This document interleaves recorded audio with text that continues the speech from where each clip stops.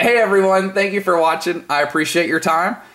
So those of you who've been watching my channel, you know that a couple weeks ago I made a countdown to the crash of the dollar has officially started, and in that video I was talking about how I listened to Gregory Mannarino on here. I'll put a link to his channel because he's amazing. He's awesome. He's brilliant. And he was saying several weeks ago about even though the Federal Reserve just announced quantitative easing 3, they will have to announce quantitative easing 4 either at the end of this year or at the beginning of next year. And you heard it right, quantitative easing 4, because the Federal Reserve, you can even go to their own website and see how they have promised and said that they will keep interest rates to 0% until 2015. And the only way to do that is to print more money because they have to buy more bonds. Now I want to show you this article from Zero Hedge that just came out a few days ago. I'm going to skip around a little bit, so I'm trying not to confuse anybody, but I'm going to skip around some of these here for lines. More unsterilized monetization after twist ends as expected.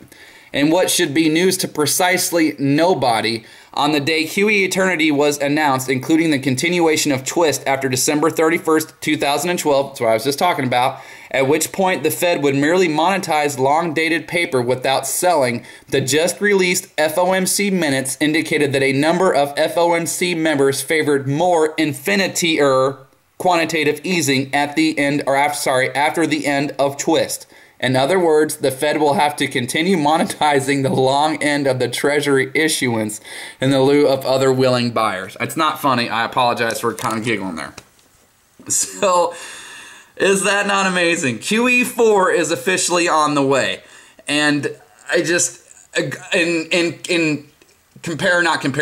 conjunction with all these big economies, Russia, China, South Africa, all these huge economies dumping the dollar as well, it's going to be bad. This crash, I don't know why people just won't admit it, but it's coming. And I have to show you a couple other things too. It's unreal.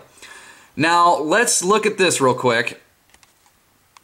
So, and this is for the people too, it just won't happen. Okay, this is from the .gov, Republican.gov website. Inauguration day, right? The day Obama took office. Gas prices were $1.85. Today, this was a couple weeks or even a few months ago, gas is an average of a $3.47, up 86%. Okay? Before quantitative easing 1 and quantitative easing 2, after quantitative easing 1, quantitative easing 2. Before, after.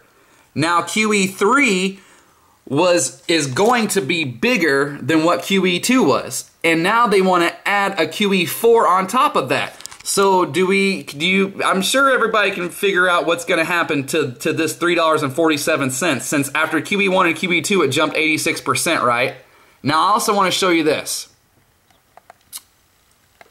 This blew my mind. This came out just yesterday, as a matter of fact. Global shadow banking system rises to $67 trillion, just shy of 100% of global GDP. He gets into it. This is basically counting all the BS that they're not talking about. All the stuff they're leaving out whenever they tell you how much the debt is. So this means that we are just shy, the entire globe, not just the United States of America, the entire globe is about to owe more money than what the entire globe makes. That system is not sustainable.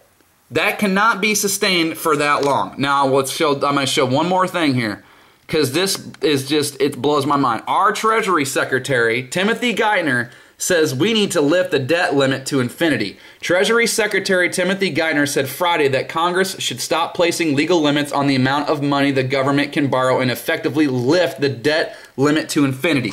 So print to infinity, lift the debt ceiling to infinity. That's what the government is saying. Now let's look at this one more time.